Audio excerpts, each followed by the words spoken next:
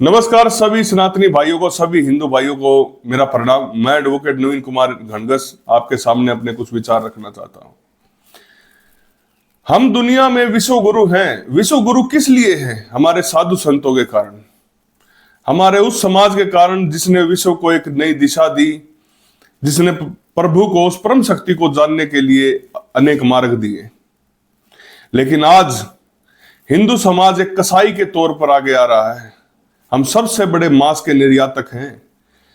जिस सनातन के अंदर जीवों के लिए प्रेम, प्रकृति के लिए प्रेम कहा गया है, वो आज धड़ल्ले से पेड़ काट रहे हैं, जीव जंतुओं को मारकर काट कर उनका मांस बेच रहे हैं। गाय जो हमारी मां है, हमारे चलते फिरते तीर्थ हैं, हमने उनके लिए क्या किया? सड़कों पर वह पॉलीथीन खा रही है, कूड़ा कचरा खा रही है और हम बगल से निकल जाते हैं। धर्म सिर्फ आनंद लेने का विषय रह गया है, धर्म पर चलने का नहीं। सिंहासन पर बैठे हुए लोग जो कुल्ले टिकाकर बैठे हुए हैं, उनका कोई मतलब नहीं है सनातन से, उनका कोई मतलब नहीं है धर्म से। गाय के लिए कानून बना दिया गया कि गाय हमारी मां है। मां तो वो पहले से ही थी। कानून बनाने के बाद भी वो रोड पे पॉलीथीन खा रही है, कानून बनाने के बाद भी वो काटी जा रही है, उसका मांस पैक कर करके विदेशों में भेजा जा रहा है। धर्म और अधर्म, धर्मी और अधर्मी, दो ही तरीके के लोग इस धरती पर होते हैं। एक जो धर्म पर चलता है, एक जो अधर्म पर चलता है। हमारे भगवान श्री रामचंद्र जी, भगवान श्री कृष्ण जी, ये इन्होंने ऐसा कोई नारा नहीं दिया था कि एक है तो सेफ है, बटेंगे तो कटेंगे। इन्होंने कहा था कि जो व्यक्ति धर्म पर चल रहा है वो हमारे साथ है, वो नहीं बटना चाहिए, वो नहीं कटना चाहिए। जितने युद्ध हुए वो हिंदुओं के खिलाफ हुए। जो लोग प्रकृति पर, जो लोग जीव जंतुओं पर, जो लोग आम जन पर अत्याचार कर रहे थे, वो सारे युद्ध उनके खिलाफ थे। लेकिन हम क्या कर रहे हैं? गाय काटी जा रही है, जीव जंतु काटे जा रहे हैं, बलि दी जा रही है मंदिरों के अंदर। काली माता के मंदिर में जीव जंतुओं की बलि दी जाती है, कामाख्या देवी पर बलि दी जाती है, हजारों जगह बलि दी जाती है। और सबसे बड़े मांसाहारी 70% हिंदू मांस खाता है और वो अपने आप को हिंदू कहता है। सबसे बड़ी समस्या यही है कि उनको पता ही नहीं है कि धर्म का चोला पहने हुए हम अधर्मी हैं। बहुत सारे केसेस मैंने ऐसे देखे हैं जिसके अंदर गाय को काटने में हिंदू शामिल थे। सबसे ज्यादा कत्ल खाने हिंदुओं के नाम पर रजिस्टर्ड हैं। लेकिन हम चुप हैं, क्योंकि जिस तन लागी वो तन जाने। कौन सा हमारा शरीर कट रहा है, और धर्म कटे या ना कटे क्या फर्क पड़ता है? अपने बचाव के लिए हम इकट्ठे हो जाते हैं, लेकिन जहां बात आए धर्म के बचाव की, वहां कोई इकट्ठा नहीं होता। लोग बड़ी बड़ी दुआइयां देने लगते हैं। हिंदुओं की सरकार आए को 11 साल हो चुके हैं। पहले जितने भी आंदोलन हुए गाय को बचाने के लिए, यह कहा गया कि सरकार हिंदू हितैषी नहीं है। लेकिन हिंदू हितैषी सरकार 11 साल से है। जो बच्ची, जो मां जिसका जन्म हुआ होगा 11 साल पहले, वो अब बहुत बड़ी गाय हो चुकी होगी। हमने उसकी आधी जिंदगी बर्बाद कर दी।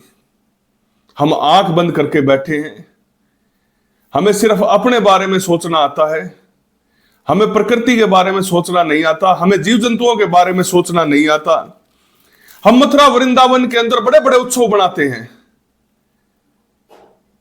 गाय को पूजते हैं, दीपावली के ऊपर कामधेनु के आगे दिया जलाते हैं, सिर्फ मूर्ति पूजा के लिए। जो चलते फिरते तीर्थ है उनका क्या? या सिर्फ मूर्ति पूजा के लिए ही धर्म रह गया है? तो काट दो सारी गायों को, एक साथ ही काट दो। अगर आप खड़े नहीं हो सकते, अगर हम कायर हैं, ये मान लो बात। धर्म के लिए कृष्ण भगवान लड़े, धर्म के लिए राम लड़े। हमारी हजारों साल की गुलामी का सबसे बड़ा कारण यह था कि हम लड़ना भूल गए। हमने धर्म के लिए कभी आवाज नहीं उठाई। अगर धर्म के लिए आवाज उठाई होती तो आज ये स्थिति नहीं होती। सबसे पहले हर हिंदू का कर्तव्य है कि वो गाय की सुरक्षा करे, हर जीव की सुरक्षा करे। हमारे ऋषि मुनियों ने, हमारे भगवानों ने जो प्रतिमाएं हमारे देवी देवताओं की बनी हुई है, उनका वाहन है वो एक जीव है। किसी का कोई जीव, किसी का कोई जीव। यह सीधा निर्देश था हर सनातनी को कि जितने भी जीव जंतु हैं वो भगवान को प्रिय हैं, आपसे भी ज्यादा प्रिय हैं। क्योंकि इंसान की फितरत बदलती रहती है, वो अलग अलग तरीके का नेचर है, आज ऐसा है तो कल वैसा है। इसीलिए भगवानों ने अपने साथ नहीं रखे। उन तक पहुंचने के लिए बहुत कठिन परिश्रम करना पड़ता है, बहुत सरल बनना पड़ता है, तब जाके वो आपको स्वीकार करते हैं। लेकिन ये जीव जंतु तो उनके पहले ही स्वीकार किए हुए हैं। ये तो उनका साक्षात रूप है, जिनको काट काट कर आप मंदिरों में चढ़ा रहे हैं, जिनको काट काट कर आप बेच रहे हैं।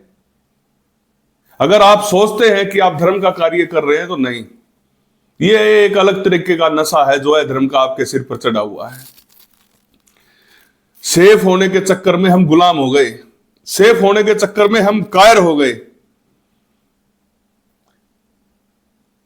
अगर हमें वाक्य में ही धर्म पर चलना है तो हमें उन आदर्शों पर चलना होगा, उन ऋषि मुनियों की बातों पर चलना होगा, जो जीवों की, जो प्रकृति की सेवा का भाव इंसान के अंदर जागृत करते हैं और निर्देश देते हैं कि यह जिम्मेदारी आपकी है।